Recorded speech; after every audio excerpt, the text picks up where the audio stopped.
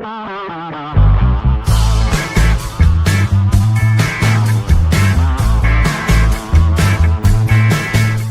cakes the world over are making a very, very stylish comeback. And what a comeback it is. You can have it for breakfast, you can have it for tea, snacks, or you can even create a great and glorified dessert out of it. Pair it along with a stylish coulis or an English custard sauce and you're good to go. Perfect for this February weather. In today's cooking, I'm going to be creating a pear and cinnamon tea cake laden with flavor, packed with the goodness that it brings to the entire dessert table, but at the same time, styled up with some English custard. Let's get to creating it. Hi, my little auntie. Preheating the oven to 160 degrees Celsius, it's all required to get this cake moving. If you have a fan mode, it's 160. If you have the old-fashioned oven, all you need to do is preheat it at 180. With the amount of tea cakes that I've started making, the stand mixer really comes in handy. So 250 grams of salted butter going in, and I always use salted butter in all my cakes, along with 185 grams of some dark brown, semi-soft sugar. We're just going to get to blitzing these two together till they aerate and come up to the smoothest consistency. You just want this to emulsify and mix in for at least 5 minutes till it gets that gorgeously amber brown color but is smooth and well emulsified. 4 eggs, 1 egg at a time going in to emulsify and mix in. If you suddenly realize that there is a slight curdling into this, just add a teaspoon of flour to emulsify the whole thing together. The second egg going in,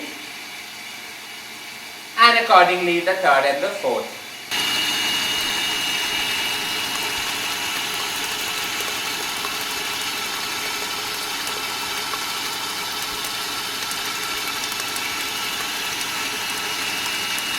Now as you allow everything to emulsify and emulsify really well, the brown sugar, the eggs and the butter, you want the sugar to melt, and in the meantime let's get to sifting the dry ingredients.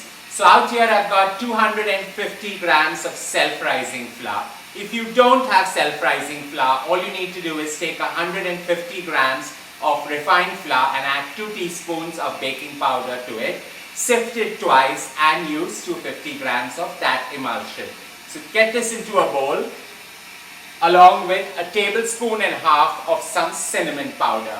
What's a pear and cinnamon cake without cinnamon powder? So put that in and just mix it for at least 2 minutes till it well mixes into this entire thing, giving it quite a light timid brown color.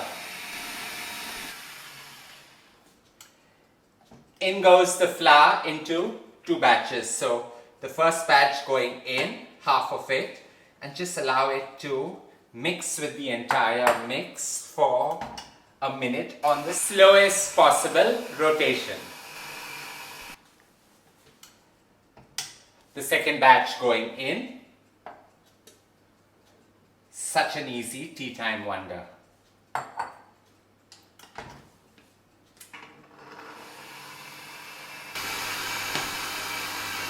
For a minute to a minute and a half and your cake batter is ready. At times you will find your cake batter to be a little dense. All you need to do is just add half a cup of either milk or some orange juice and lighten it and add quite a unique variation of this cake. So with the batter ready and my 8-inch springform mold lined with some flour and oil, perfectly greased, and this is important to get that golden brown color all around. All we are going to do is drop the cake batter straight into the mold. In the batter goes. And if you're as cake batter obsessed as I am, leave a little to binge on.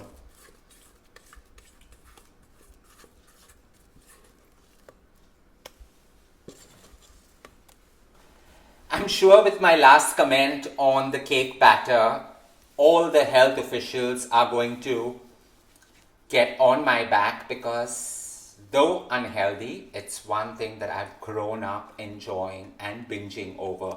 So level the cake into the springform mold and keep it as smooth as possible, because now is the style that helps a tea cake to make a comeback by adding the pears on top. So as you smoothen this out, and this is not a very high rising cake, but a great dessert. So smoothen this out, and I've taken a can of pears that I've just cut into large possible chunks, and I'm going to arrange them on top.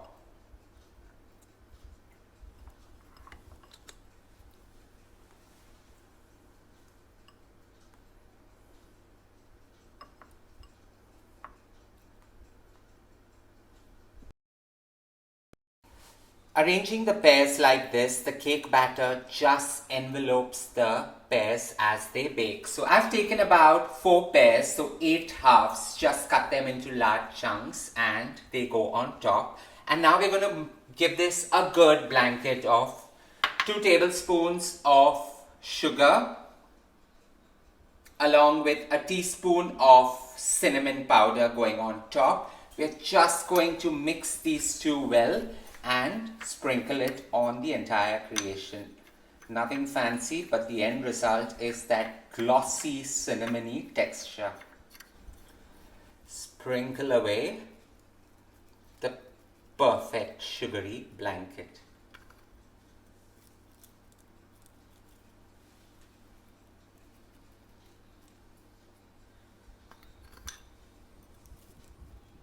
Now, while I've created this with pears, you can create this as well with some peaches, some star anise and peaches, some strawberries and red chili, giving it a unique twist of a cake.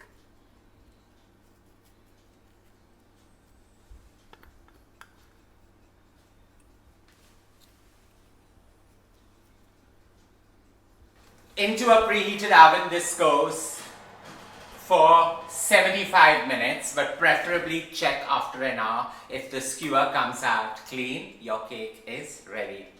While the cake bakes, it's time to create the English custard. It's such a simple yet glorious emulsion. Perfect. So here we've got 3 egg yolks going into a large bowl along with 4 heaped tablespoons of sugar. I'm just going to let everything emulsify along with 2 capfuls of vanilla essence.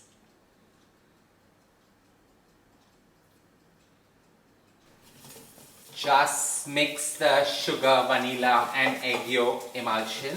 Not too much, because out here I've got 1.5 cups of milk. So about 375 mils of milk. I'm just getting it nice and warm before creating that perfect custard. So warm milk into egg yolks help you not get a scrambled sweetened mass. You just want this to get warm and emulsified with the sugar melting perfectly well. So we're just going to pour this in and transfer it back again on the fire. As the sugar has melted into the warm milk, we're just going to pour this back in. And now comes the tedious part of mixing this. If you do not mix it, you will get a scrambled egg mass, but cook it on the slowest possible heat so that it doesn't curdle but thickens really well. 5 minutes of stirring this on the slowest possible simmer. This runny English custard is ready. The perfect sauce to enjoy with that cake. All we're going to do is now switch off the flame, pour it into a bowl and allow it to cool. You can either have it hot or you can have it cold. Lift it off the flame and into a bowl, and you're ready to enjoy this either hot or cold. 75 minutes and the skewer coming out clean. This pear and cinnamon delight is ready. Watch how the gorgeous pears get enveloped in the cake batter. 10 minutes, allow this to release off the spring foam mold, cool it on a wire rack, and you're ready. With a cake like this, tea time wonders or tea time cakes are surely making a comeback, whether it is a slice or a wedge of this for breakfast or a decadent dessert with the English custard. Don't forget to share loads of love by hitting on the like button, and as always, don't forget to subscribe.